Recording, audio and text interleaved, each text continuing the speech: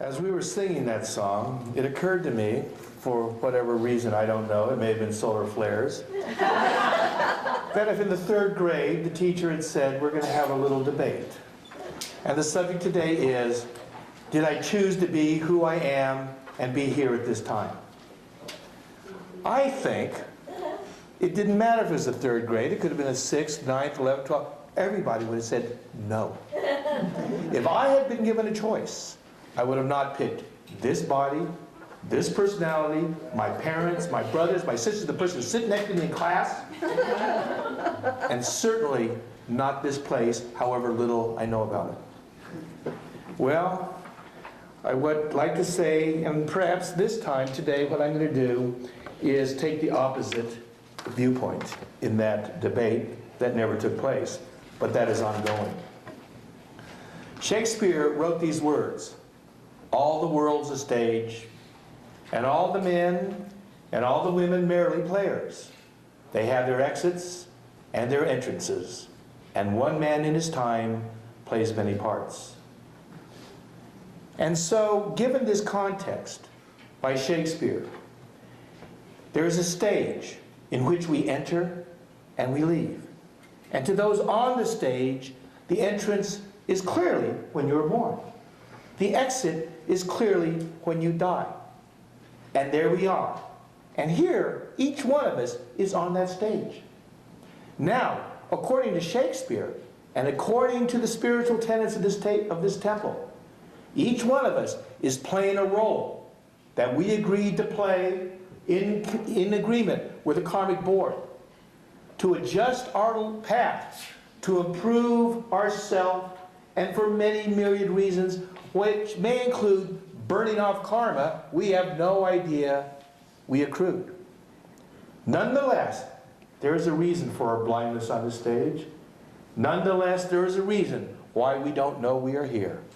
Because when it's that way, we play it for all it's worth. We are forced by life's exigencies to reach the center of our being. We are forced by life's problems to become who we are.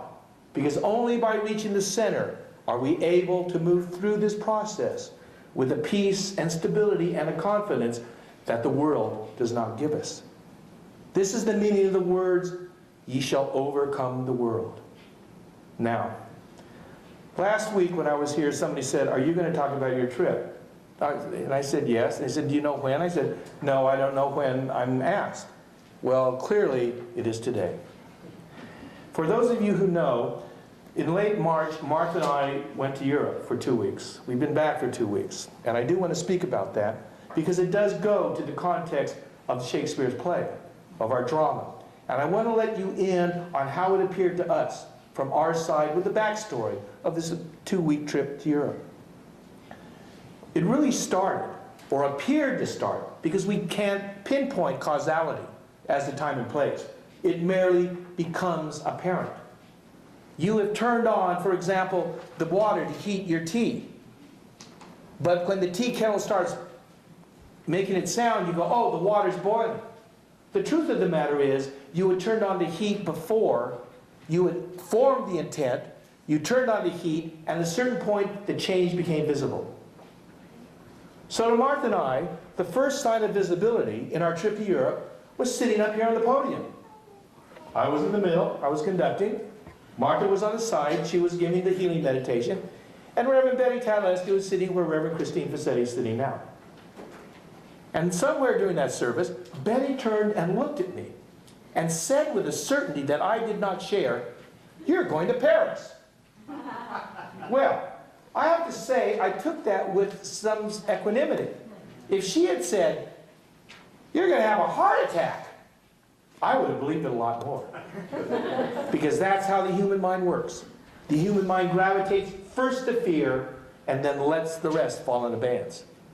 But Betty said that with such a certainty, and I had learned to respect the certainty of the waters in which Betty swam.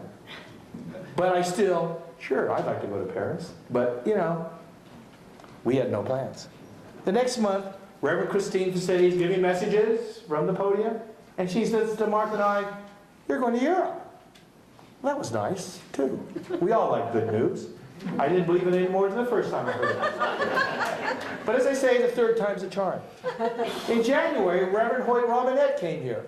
And Martha and I stacked up as many appointments we can with that incredible opportunity.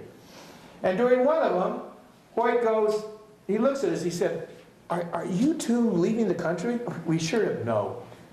He goes, you are. He closes his mouth, he says, you know you are.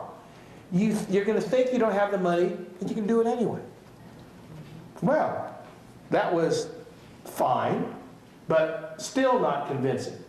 The convincing time came later that month when Martha and I received a message from Professor Antal Fekete. And he's a friend of ours, deep, close friend. And he asked if I would write a foreword to his newly published book, The Return of the Gold Standard, which had been published in France and was evidently going to be published in China. And he wanted me to write the foreword on it. And he also told Martha a story about he had asked his publisher in Paris, who had published his book. And the professor asked him, he said, how did you find out about me? And the publisher said, well, there's this American Indian writer named Dr. Sun. And then the professor goes, I don't know a person by that name. And he says, well, maybe he's African American. And Antal goes, I don't know anybody by that name. And he says, what's his first name? And the publisher said, Darryl. And it became clear that it was I, in my writings, who had alerted this publisher in Paris to Professor Antal Fekete's extraordinary commentary on economics. And he also asked if I would speak at his next conference in Munich, later that March. Now, I had spoken at his conference before. In fact, Reverend Hoyt Robinette had predicted it in 2007. I had just published a book, put it on the internet, and Hoyt was here, and in April he said, you will soon be speaking before a group of, and he paused, thinkers. Martha and I did not know what to make of it, and 2 months later, Professor Antal Fekete invited us to attend a session on Austrian economics where I gave a talk in Hungary. This is spirit. This is all spirit. And I wasn't aware that it was spirit. And like any time where it's hard to pinpoint the beginning of time and space, it was hard to pinpoint the idea of spirit itself. But let me tell you where it started for me. In 1991, I was in prison. Terminal Island Federal Correctional Facility in Southern California. This was my 6th or 7th year. I was on my way out. This was a high-level security prison. The story of how I got there is spirit itself, and some of you have heard it. But nonetheless, the reason why I bring it up now was the context of the transmission. Tattoos, bandanas, weightlifting, and there I was. My 6th year, 7th year. And these words came to me, and I want to read them to you now.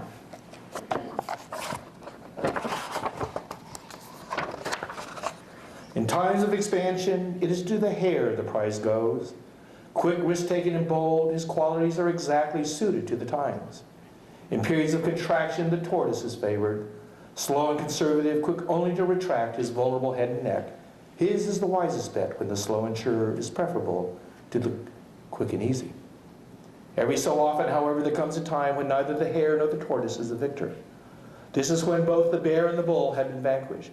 When the pastures upon which the bull once grazed are long gone, and the bear's lair itself lies buried deep beneath the rubble of economic collapse.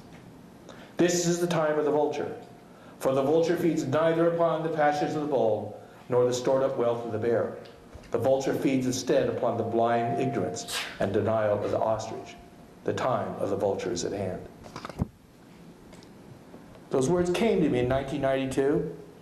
I'm dressed in khaki along with the rest of the fellow convicts. And those words came to me and I wrote them down. And I looked at those words and thought, what do they mean? There was nothing in 1992 that gave evidence of those words. But in 2006, when I began writing my book, How to Survive the Crisis and Prosper in the Process, those words came back to me And I led off the book with those words. But it was not until I walked into this temple, around 2009, that Betty Tadaleski looked at me and she said, "Your master teacher is Master Kwan." I had no idea I had a master teacher. I had no idea it was Master Kwan. And Betty told me that 25 years before, she had received a message from Master Kwan where he talked about a coming economic and political collapse of the present world. In the 1990s, I had wondered, and I told Martha as we lived in San Francisco, why am I wondering about the Great Depression? And I was. And that's how I found Professor Fekete on the web. That's when we began a relationship with him. And that's how this came to pass. This is spirit. This is all spirit, whether we know it or not. And so it was that Martha and I decided, all right, we will go to Europe. And we did. We decided to make our plans to go to Europe in late March, early April. And it was a trip that was going to take us to Paris, Munich, first to Munich where I was going to give the talk, then to Paris, then to London, and back to Paris. And just like Reverend Betty Tadaleski said, you are going to Paris. And so we were. But much like life itself, you can be told things, but the blanks and the experience itself are very, very different. You can be told in the 6th grade, you're going to go through puberty.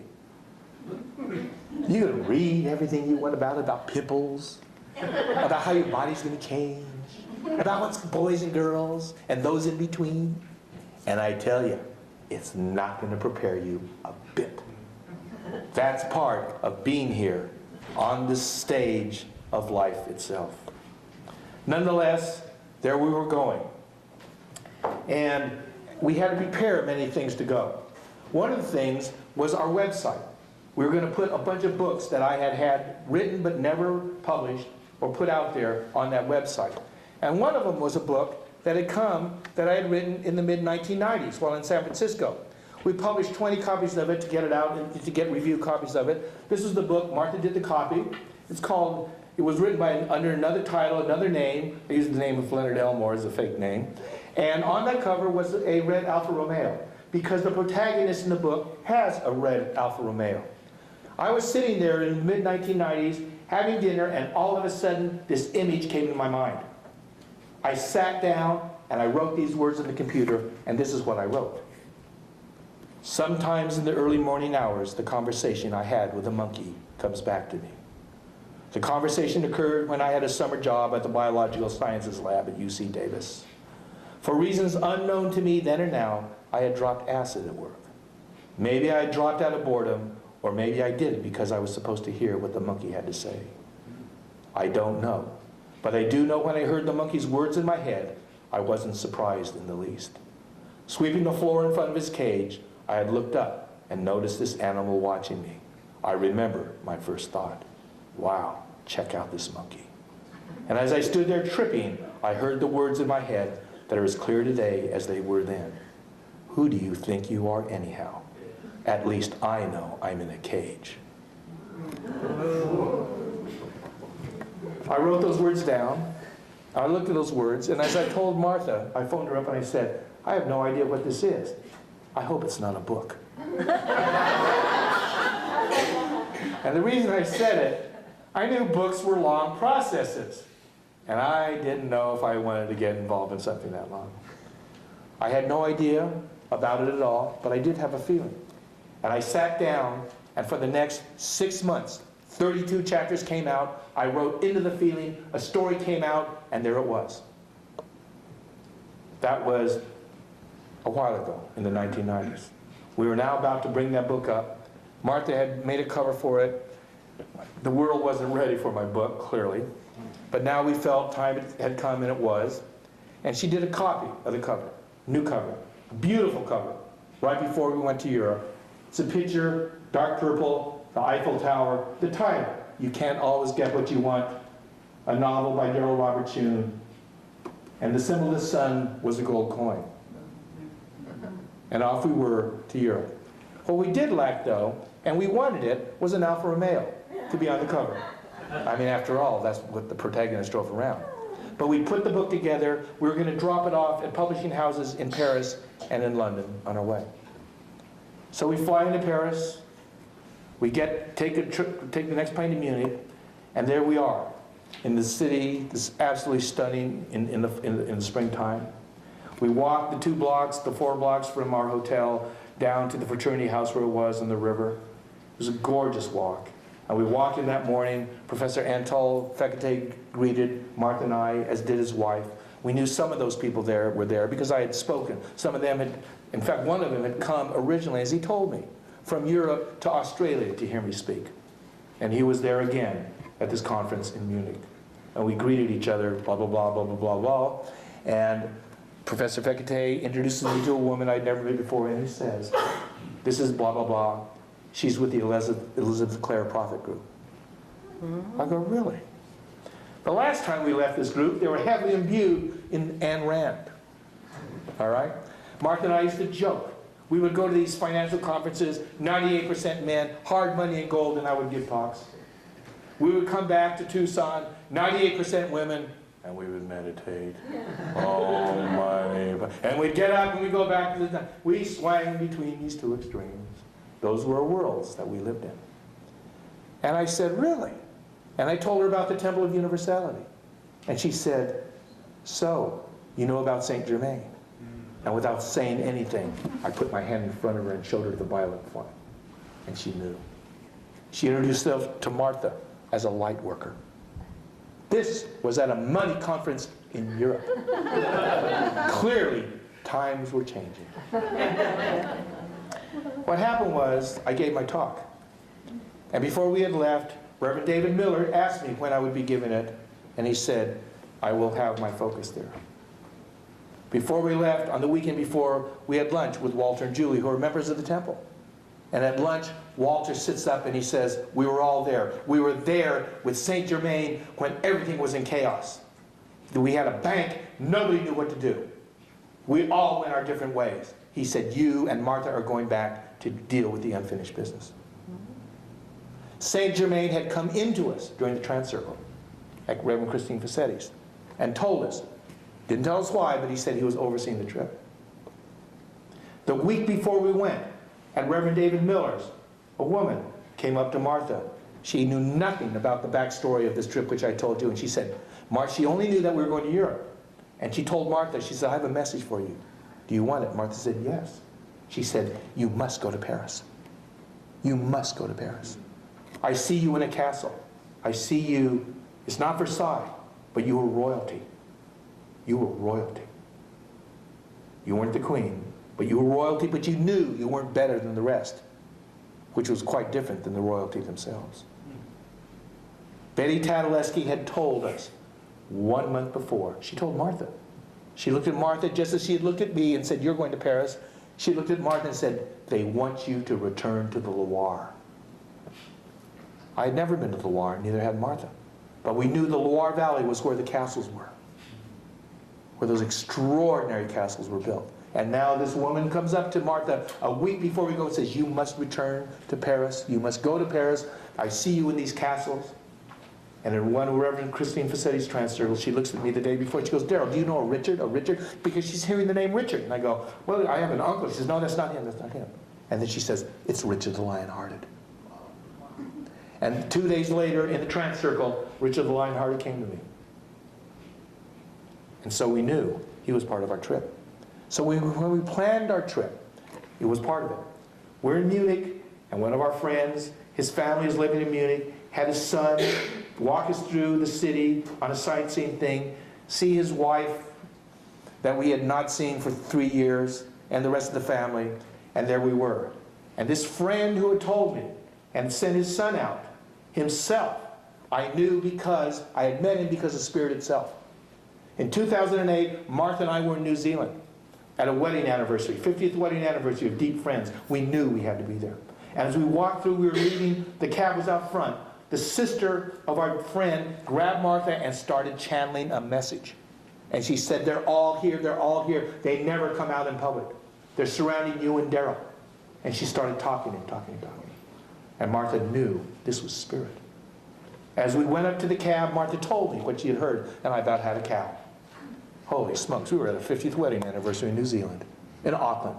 And she told me that I had an Indian guide. That was part of the message. That the Indian guide was there to help me, but I had to first ask his help. And I was on the verge of extraordinary opportunities. So I went back to the hotel room. I didn't know what this was. I thought, why doesn't he just help me? I didn't know Spirit had to be asked. That's free will. That we are able to walk around blundered and blind until we ask. And when we ask, the help can come. That's why so often we are forced to our knees, literally forced to our knees, and ask for heaven's help. And I want to tell you, as somebody who's been through 67 years of my own little cycle, on my own little whatever it is, walking around prison, the beginning of a 10-year prison sentence is a fine place to say the Psalms. It's a wonderful place to say the protection. It's a wonderful place to learn to meditate with regularity, and so I did. And so it was, I asked this Indian guide who I had no idea of help, and that was it. I didn't know what would happen. A month later, I get a phone call from this friend whose family is now in Germany. A gold dealer, a major gold trader. And we've become close friends ever since. And we keep each other sort of up to date with what's happening with us. He's been living in Dubai for the last 2 years. And he asked what was going on with me, and I said, well, I've been involved with this temple of Universality. He said, what is it? And I told him. And I mentioned the name, Saint Germain. Saint Germain, Lord of the Seventh Ray, who is the director of the Temple of Universality. And he said, Saint Germain? I said, yes. He said, I went to a private school in Europe. This friend of mine was from one of the top industrial families. This private school was a boarding school. Its tuition is probably $40,000 to $50,000 a year now. Select, elect school. And he said in high school, one of the teachers had taken him and a few other students aside and told them about Saint Germain. That Saint Germain was the leader of their private school. The name of the school was Loislund. And if you read stories about Saint Germain in his incarnation as the Comte de Saint-Germain, his life ended in Bavaria at the Duke of Hesse at the estate called Loislund. So here it is. More evidence, and more evidence. Martha and I flew back from the talk. The talk was extraordinary. It went, I still don't have a handle on it. I talked for an hour and a half. The title of the talk was Goosing the Gander. The effect of credit and debt on supply and demand. And I talked to this group of people. There were 35 people there from 13 countries. And I gave a talk, and at the end, I knew it was over. I talked to an hour and a half, I don't know. But I knew when I was asked to talk, I knew the exact title of what I was going to say. And I asked for the help of Spirit when I did it. And I knew that Walter's presence was going to be there because he told me. And I knew that Reverend David Miller's presence was going to be there because he told me to. And it went. One of the persons in the audience who was planning to object to my point of view, whatever it was, because he was on the other side of the spectrum. When the moderator asked him if he had anything to say after the speech, he said, I'm speechless. I'm speechless. That night I asked Martha, I said I wanted to hear the recording of what I said, because I knew what I said, but I wanted to get the sense of it. And I was so tired I just fell asleep, and I haven't yet heard it. But I know it's there, and I know it's what it's supposed to be. Martha and I then flew back into Paris. We've got all this luggage. We're running up the steps of the subway, running. We're just dragging this stuff, of more stuff than we should be carrying. And all of a sudden, this black guy pulls me up beside her and says, give me that. And as she said, this well-dressed, handsome guy takes one of her bags. Another young guy took the other one, and he looked at her and he said, a woman such as you should not be carrying packages like this. And behind her, I'm carrying up the heavy ones like this. And a Frenchman looked at me, and with a look he said, give that to me. And I let it go, and they took him up, let us deposit the packages, and took off, and there we were in Paris. And that's when our journey kept going. The next day we got to the Loire Valley, and I walked in to get the rent-a-car. And the guy gives it to me. I had rented a Ford Focus or something like that. And he looked at me, and I looked down. He didn't even tell me. I looked down at the rental agreement. It was an Alfa Romeo Giulietta. The next day at Chenonceau, I knelt next to that Alfa Romeo grill. And on the next copy, the next edition, which was going to come out in the next month, that picture is going to be replaced with me next to the Alfa. And so for the next 2 or 3 days, we went through the Loire Valley, but we picked our castles because of spirit. We had read that the Chateau de Charmont, one of the 23 castles, we could see 4, maybe 5 at the most, had been Catherine de Medici's castle. And there she had invited the seer, Nostradamus, and the Italian astrologer, Ruggieri. And we knew we were supposed to go there. And so we did. And in the guest bedroom, we saw on the mantel of the fireplace a triangle with 3 circles, a Kabbalistic, or if it wasn't that, a definitely esoteric symbol in her castle. We ended up that afternoon, we drove down to Loches. We got back to the hotel, we asked where Loches was, because Loches was where Richard the Lionhearted's castle was. And they said, it's too far to drive. Martha said, Darryl's driving. We got there and back in sufficient time. And we walked into Richard the Lionhearted's castle. We didn't know even where we were. We were in this huge place. We knew nothing. We get there, and every sign points to this dungeon, and we get to this big thing. It's on the top of the hill. This is from the 11th century. And we get tickets. And Martha and I really don't want to go into this dungeon. I mean, she certainly didn't. And I had been in prison long enough that I didn't want to go. So he asked the guide, he said, was there any other place around here? And he said, well, the castle's on the other side of the hill, where they lived. And so we made our way to the castle. It was beautiful. It was this older castle. And Martha took a picture of me standing in one of the fireplaces with my hand on the mantel, and I felt the vibration of my pituitary. And I knew Richard was there too. And the next day, when we got in the car, we took off. Now this car, the GPS they had given us, was in English, thank God. All right? We are in France, okay? And this GPS you put in where you're supposed to go is sort of hard to figure out. But what we found out as we were driving around on this trip, the GPS was wonderful. It said, for example, take the second turnoff at the roundabout. And we're counting. And then we take the third. And it would say in that same dulcet tone, not judgmental, turn around, take the second turnoff at the roundabout. And after a series of corrections, what Martha and I realized, unlike our conscience, it wasn't judgmental. It didn't say, who in the heck do you think you are? I told you the second one, can't you count? It didn't criticize us. It merely gave us the next directions to take the right route. And we thought, truly, this is spirit. This is spirit. Spirit is non-judgmental. We, each of us, have within us a cosmic positioning service, a CPS, instead of a GPS. And how you can tell is you have to turn it on, you have to listen, and you have to follow directions. But if you make mistakes, it's forgiving. It's forgiving because there is no judgment. That is the thing about the cosmos. There is no judgment.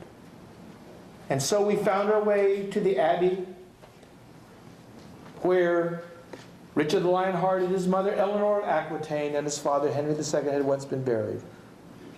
And when we were there, we felt a profound sense that we were where we were supposed to be. Now, you realize we didn't know why we were there. We just went off on this journey. And so it was, and we came back into Paris, and we stayed at this extraordinary hotel that had been on sale. Martha and I love nice hotels. And this hotel was far out of our reach at the time. And all of a sudden, there was a sale on at Travel Zoo, and we took it. And we walked in this room. There were silver finishings on the hinges, on the doors. This hotel was built in the early part of the 1900s, and it was gorgeous, and there was a lot of room. And Martha said, here it was. Here we were. We did what we did to do. We dropped off the books at the publishers. We found our way to Lauderay, one of the finest little French places famous for macaroons that we had decided the trip before. It was too busy. And found ourselves in front of it, went in, had a wonderful time. We knew that was spirit too. And the next day, because we had already gone to the Louvre and the Lingerie and the other museums where Monet's paintings had been held, we had found out that there was another museum in Paris we had never been to called the Asian Art Museum de Guimet. And Émile de Guimet, in the 19th century, when we went there, we thought, this is the Temple of Universality Museum, library. It was stunning. In the 19th century, when Asia was being discovered, this man, an industrialist in Lyon, had assembled an extraordinary collection of Asian art. And this museum in Paris, they moved to Paris, was 3 stories of Buddhas. Extraordinary Buddhas. They'd walk you through, and it was built specifically for this collection. You'd walk into the room of India, and you'd see all these Indian Buddhas. Then you would walk into the room of Afghanistan and Pakistan, and see Buddhas from there. Then you walked into Cambodia and would see the Buddhas from there. And although the faces on the Buddhas changed, the vibration didn't. The Buddha vibration was pure as could be. And we sat in this museum for 3 hours, and we knew this was one of the reasons we were in Paris. The next day we took off for London. We only had a day and a half in London. And one of the things we were told to do in Reverend Christine Facetti's Trance Circle was to do a Golden Pyramid meditation at the White Eagle Lodge in London. All right. One of the things we wanted to do was go to a play. We had no tickets. We were winging it. And we got there and we walked down and we thought, where are we going to go? And we made a joke.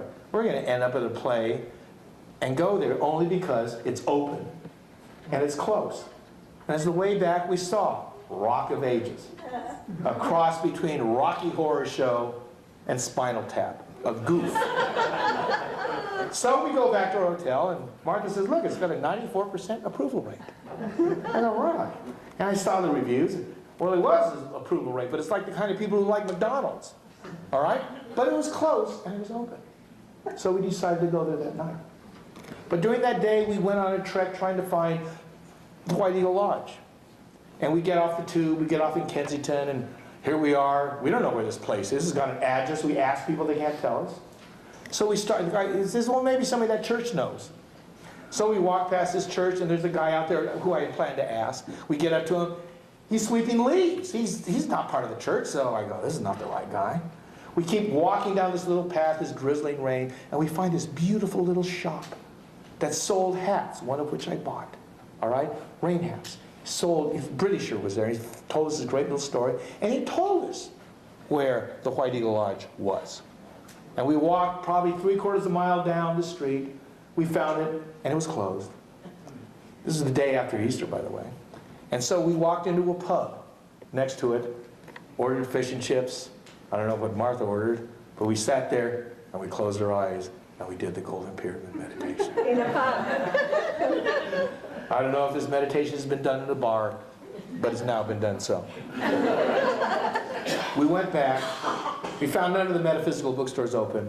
We went that night to that play, and it was the dumbest, stupidest, funnest play I had ever seen. It was wonderful. It was so dumb. It was so meaningless. It was meaningful. And it was like a balance between the hierarchy, Lord Saint Germain, and complete inanity. And we felt good. And we walked out of there. It was 10 o'clock at night. We were hungry. So we decided we want something to eat. So we asked the guy at the desk. He says, it's Easter. It's 10 o'clock. We knew what the odds were. He said, but go down to the corner and turn right. You might find something. And so we did.